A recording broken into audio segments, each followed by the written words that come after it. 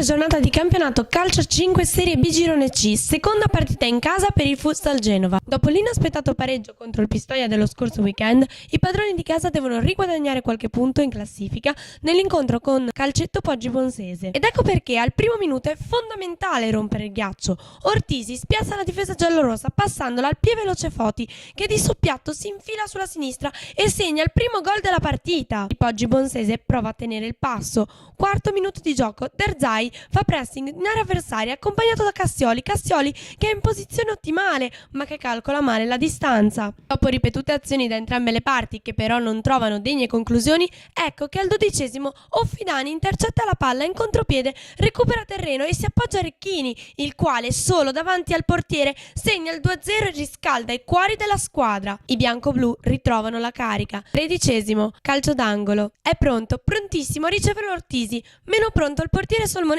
che in ritardo scivola tentando di salvare il salvabile, ma ormai è fatta, siamo 3-0. C'è grande intesa oggi tra i compagni di squadra e ancora al 14° ce lo dimostra questo scambio tra Costa o Fidani, di nuovo Costa e di nuovo Fidani che trova il gol sul palo destro. Pochi secondi dopo, il direttore di gara decide di espellere Derzai della squadra ospite a seguito di questo episodio. 17°, tiro libero per i bianco-blu che viene parato, ma Foti da una rimessa laterale conclude questo primo tempo così come l'aveva iniziato. La partita però non è ancora finita, anzi non è nemmeno terminato il primo tempo. A pochi secondi dal ritorno negli spogliatoi, Cassioli tira, ma Pozzo e la sua presa sicura lasciano il risultato invariato. Si apre quindi un secondo tempo più tranquillo. Le acque si sono calmate e la foga dei primi 20 minuti lascia spazio a schemi di gioco. Ripetuti gli attacchi del Poggi Bonsese, così come ripetute le parate di Pozzo, come al 7° minuto dove Diaferia spara una cannonata e poi in un calcio di punizione la passa a Scannapieco che però si trova murato dalla difesa avversaria. I giallorossi provano a riscattarsi fino alla fine.